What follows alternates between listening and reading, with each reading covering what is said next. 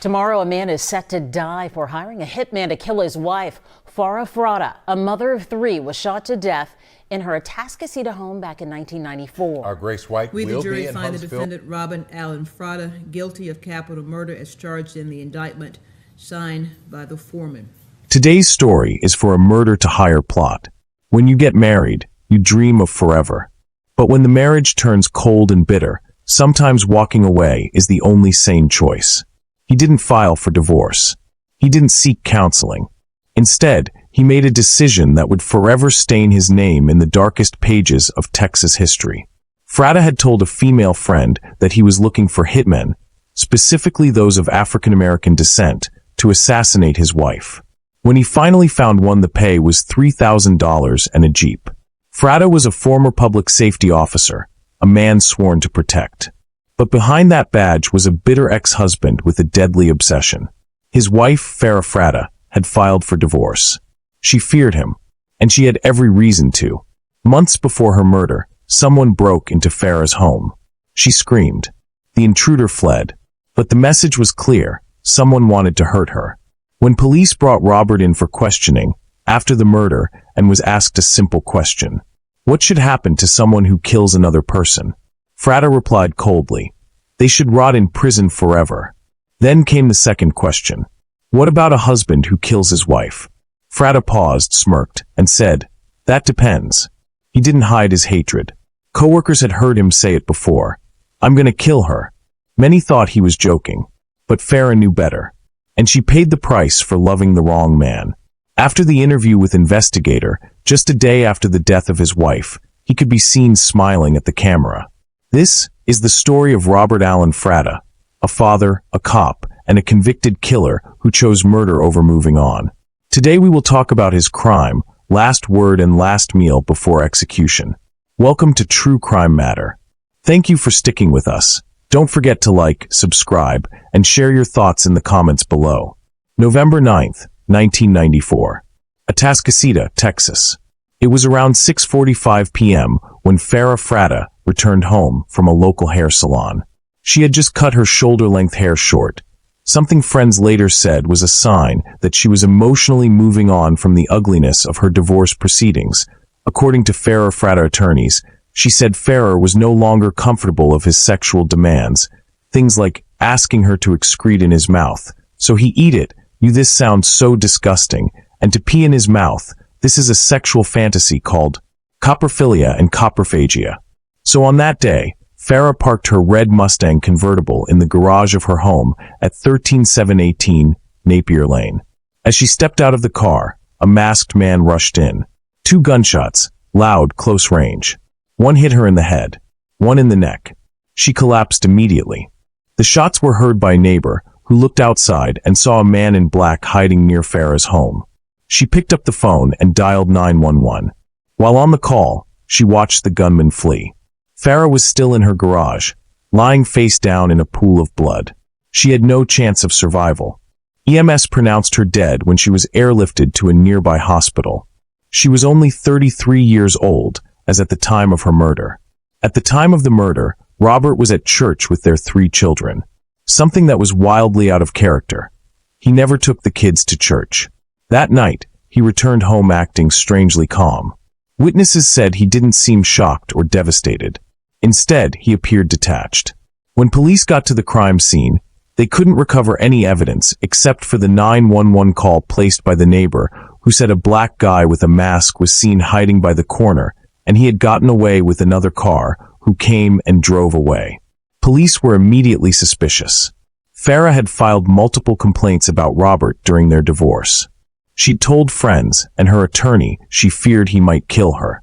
Her lawyer even said, when her father got to the scene, he immediately said Bob Fratta has done it. He had threatened to kill on several occasions. She believed she would be murdered, and she believed Robert would be behind it. Still, Robert had a clean alibi. He was with the kids. But something about the timing and his behavior didn't sit right. Detectives started digging.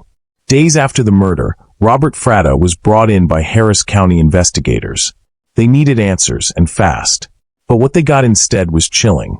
Robert didn't flinch, didn't cry, didn't ask about how Farah died or who did it. In fact, he laughed during questioning.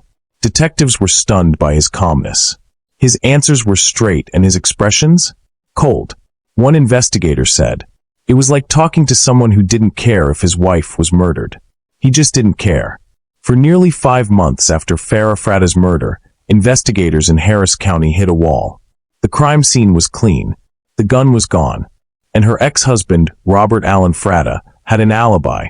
He was at church with their 3 kids. But detectives never let go. Behind the scenes, they were chasing whispers. Robert's co-workers remembered him talking too casually about getting rid of his wife. Some even said he asked if they knew a hitman. But talk isn't evidence. And without a weapon or eyewitness, the case stalled. Then, in March 1995, came the break. Exactly 5 months after the crime was committed, Howard Guidry, a 17-year-old known to Houston police, was arrested in an unrelated bank robbery. While he was being pursued, they recovered some of the cash, guns, and ballistic from him. Below is the evidence of the cash and ballistic recovered from him. The revolver he used was recovered. When that gun was tested, ballistic results confirmed it was the same weapon used to kill Farah Fratta in her garage back in November. And the purchase led directly to Bob Fratta. Now detectives had a match and a suspect. They brought Guidry in again. At first, he clammed up. Then slowly, the story poured out. Guidry confessed. He was the shooter. But he hadn't acted alone. He took them to the crime scene and cracked open the case. He said a lot of things which only the person that did the crime would say. He named Joseph Pricedash as the man who drove him to Farah's house. Pricedash handed him the gun. The plan was clear. Wait in the shadows. Kill her when she stepped out of the car. Then vanish. And who ordered the hit? Robert Fratta, Guidry said. He paid us. When 17-year-old Howard Guidry dropped the name Joseph Pricedash, investigators finally had a thread to pull, and they pulled hard. Guidry had confessed to being the triggerman, but said he was just the end of a chain. It was Pricedash, a 39-year-old former mechanic with a long rap sheet, who organized the logistics. He supplied the murder weapon, picked Guidry up after the hit, and most crucially, acted as the go-between for the real mastermind, Robert Fratta. Confessions alone weren't enough. Prosecutors needed evidence to back it up. They began digging, and what they found confirmed everything Guidry said. Investigators subpoenaed phone records from November 1994. On the days leading up to Farah's murder, Fratta had made several calls to payphones and Pristash's home. They traced calls made from a payphone outside a local convenience store, the same one where Guidry said he called after the murder. It matched the time Farah was killed, just after 6:30 p.m. on November 9, 1994. Surveillance logs and phone tower pings placed Pristash's vehicle near Farah's neighborhood that night. Witnesses from the area remembered seeing a suspicious car parked not far from the Fratta residence around the time of the shooting. Then came the kicker. Witnesses who knew Pricedash personally said he had been talking weeks before about being involved in something big. One informant recalled him mentioning a cop who wanted his wife taken out. That cop, of course, was Robert Fratta. With a murder weapon linked to Guidry, a confession tying it to Pricedash, and electronic records placing the two in contact with Fratta, detectives had enough. In May 1995, Joseph Pricedash was arrested at his home in Houston, Texas. Police found additional firearms in his possession and seized his vehicle. Suspected to be the getaway car used the night Farah was ambushed. Pricedash didn't confess. He lawyered up fast.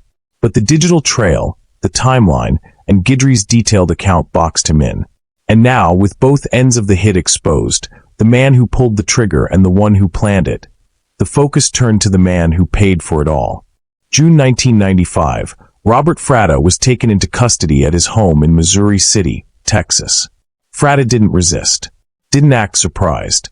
To police, he seemed emotionless, like a man who thought he was too smart to get caught. All three, Fratta, Pricedash, and Guidry, were charged with capital murder. Now, barely 7 months after the mother of three was gunned down in her own garage, the case was cracked wide open, not by fingerprints or eyewitnesses, but by ballistics and a guilty conscience. And for the first time, the public saw the full picture. This wasn't a random act of violence. It was murder for hire. It was planned, paid for, carried out. And the man who ordered it? was once a cop. By the time Robert Alan Fratta stood trial, the public already knew the story, but no one could forget it. The image of Farah Fratta, a 33-year-old mother of three, killed in her garage, haunted Houston. But what chilled people even more was who orchestrated it. Her ex-husband, a former Missouri City police officer, the father of her children. And the trial was unlike anything the Harris County courtroom had seen in years. The prosecution's case was brutal in its clarity. Robert Fratta had a motive: a nasty divorce, custody battles, and a $235,000 life insurance policy on Farah. He had an opportunity. He dropped his kids at church, something he never did, to create an alibi.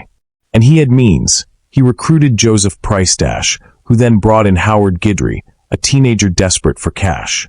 In court, prosecutors painted Fratta as a manipulative man who wanted control at all costs. He didn't just hate his wife, he wanted her erased. Silenced. Permanently. Then came the bombshells. Phone records showed calls between Fratta and Price-Dash in the days leading up to the murder. Guidry's confession, played in court, described how he waited in the shadows of the garage, how he pulled the trigger twice, and how they drove off in Price-Dash's car. The jury also heard from co-workers who said Fratta had openly joked about needing to get rid of her. The murder plot didn't start in a dark alley. It started in a gym. Robert Fratta was a regular at a local fitness center in Humboldt, Texas, a place where he lifted weights, exchanged small talk, and quietly looked for someone to kill his wife. It wasn't subtle. According to prosecutors, Fratta asked at least 7 people over several months if they knew anyone who could take care of his problem. The problem? Farah, his estranged wife. She was seeking full custody of their 3 kids and wasn't backing down. In Fratta's eyes, she had to go. One of the first people he approached was the gym owner, a man who considered Fratta a friend. Fratta leaned in and asked straight out, "Do you know someone who can kill my wife?" The owner thought it was a joke. But Fratta kept asking. Again and again. He'd laugh. He'd say it casually. But the message never changed. That gym became ground zero for the conspiracy. That's where he crossed paths with Joseph Price-Dash, a fellow gym-goer with a criminal past. A man who didn't laugh it off. Price-Dash listened. He had access to people. Guns. Getaway cars. And more importantly, he had Howard Guidry, a desperate teenager willing to pull the trigger for money. During trial, the prosecution hammered this point. This wasn't a spur-of-the-moment crime. This was a man who shopped for a hitman like he was looking for a mechanic. At a gym. In broad daylight. Fratta's hit list wasn't written down. It was whispered, rep after rep, bench after bench, until someone finally took him seriously. That's how a fitness center turned into the staging ground for murder. In April 1996, Robert Fratta was convicted of capital murder. April 24, 1996, he was sentenced to death by lethal injection. Next came Joseph Price-Dash, tried separately in July 1996. His trial lasted just over a week. The evidence, phone logs, Guidry's testimony, and his own criminal record, sealed his fate. Mary Jipp's testimony was the final nail in the coffin. For years, Robert Fratta had denied everything. No fingerprints. No gun. No confession. But when Mary, Joseph Price-Dash's girlfriend, took the stand, the jury finally saw through him. She wasn't some random witness. Mary had been in the room. Not during the murder, but close enough to feel its echo. She told the jury that weeks before Farah's death, she overheard her boyfriend and Fratta whispering in the gym locker room. The plan was already in motion. Fratta wanted his wife dead, and Price-Dash was going to help make it happen. She didn't say anything back then. She told the court, "I turned my back." But the night of the murder, everything changed. She came home to find Howard Guidry, a teenager she barely knew, sitting outside in all black. Minutes later, Price-Dash walked in, tossed a revolver into her bedroom, and calmly emptied the shells into her kitchen trash. Then he looked at her and said the words she could never forget. "Yes, she's dead." Mary didn't go to the police that night. But when detectives finally confronted her, warning that she could be charged for withholding evidence, she cracked. She told them everything. The meetings, the payphones, the loaded gun, the casings tossed in her trash. She even wrote down the gun's serial number, something she'd done out of instinct. That serial number matched the murder weapon. That's when the house of cards started collapsing. Her words didn't just connect the dots. They gave the plot a face, a voice, and a motive. And in that courtroom, as she broke down in tears, the jury didn't just see a murder-for-hire plot. They saw a premeditated execution, ordered by a man who wanted custody more than he wanted Farah alive. Mary's silence almost buried the truth. But her testimony brought it roaring back to life. July 8, 1996. Price was found guilty. July 11, 1996. Sentenced to death. Then came Howard Guidry, the triggerman. Only 17 at the time of the murder, he sat quietly in court as his own confession played aloud. The jury saw him not as a scared kid, but a willing killer. March 27, 1997. Guidry was convicted of capital murder. April 16, 1997. Sentenced to death. Guidry was convicted of capital murder. April 16, 1997. Sentenced to death. But the story didn't end there. Years later, the Fifth Circuit Court of Appeals overturned all 3 convictions due to issues around co-conspirator confessions being introduced improperly. Each man was retried, and each man was convicted again. This was when Mary Jipp testified about the night of the murder. Even with new juries, even with new defense strategies, the facts were too strong. In 2009, Fratta was sentenced to death a second time. But through it all, he remained expressionless, unmoved, even as prosecutors read Farah's name aloud, even as his children testified against him, even as the jury said the word guilty. He never apologized, never took responsibility, never showed remorse. Just cold silence from a man who paid for murder, watched it unfold, and tried to walk away. But now, the state of Texas was going to finish what he started. January 9, 2023. Inside the Polunsky unit in Livingston, Texas, the clock was ticking. For Robert Alan Fratta, a former police officer turned convicted murderer, this was the last full day of his life.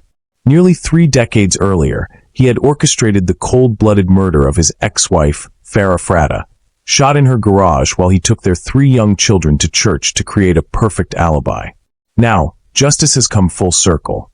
Fratta spent the day like any other condemned man in Texas, alone in his cell. He ate the standard prison meal, the same bland dinner served to every inmate. He was served a peanut butter and jelly sandwich with scrambled eggs, cereal, and a cup of milk, which was the standard prison meal served that day. No last meal request because Texas outlawed that tradition years ago, after a death row inmate abused it by ordering a feast he never touched. But Fratta's silence was more disturbing. He had never shown remorse. Not when he was convicted in 1996. Not during his retrial in 2009. And not now, as the state prepared to end his life. Outside the prison walls, his children, now adults, weren't pleading for mercy. They supported the execution. In the words of his daughter, "My mother never got to see us grow up. She missed our first prom. She missed childbirth. She missed everything because our father took her life." At 6 p.m., Fratta was moved from Polunsky to the Huntsville unit, the site of Texas's execution chamber. Dressed in white prison garb, shackled at the wrists and ankles, he made the final walk. A straight line between past sins and the state's ultimate punishment. That same evening, his attorneys filed 11th-hour appeals, challenging the use of expired pentobarbital, the drug used in Texas executions. They claimed it could cause excruciating pain. A federal judge temporarily paused the execution. But hours later, both the Texas Court of Criminal Appeals and the U.S. Supreme Court rejected the appeals. Clemency was denied. At 6:39 p.m. on January 10, 2023, Fratta lay strapped to the gurney. For lines fed into both arms. Behind the glass, witnesses watched in tense silence, among them Farah's brother and Fratta's own children, stone-faced. When asked if he had any last words, Fratta said nothing. No apology. No explanation. No plea for forgiveness. The execution began. Fratta exhaled deeply, snored several times, and then went still. At 7:49 p.m., he was pronounced dead. The man who once paid to have his wife silenced had met his own state-sanctioned end. Quietly, legally, and alone. For the family of Farah Fratta, it was not a celebration. but a long overdue justice. The father who took their mother's life would never steal another moment again. In the years after Robert Fratta's execution, the stories of Joseph Price and Howard Guidry continued on Texas death row. Joseph Price, the middleman who drove the triggerman to the crime scene, never made it to execution. On June 19, 2025, at age 70, he died of natural causes in his cell at the Polunsky unit, more than 2 years after Fratta's death. His passing closed the final chapter on a man who'd once turned murder into a transaction. Howard Paul Guidry, the 17-year-old triggerman who pulled the trigger in Farah's garage, remains on death row.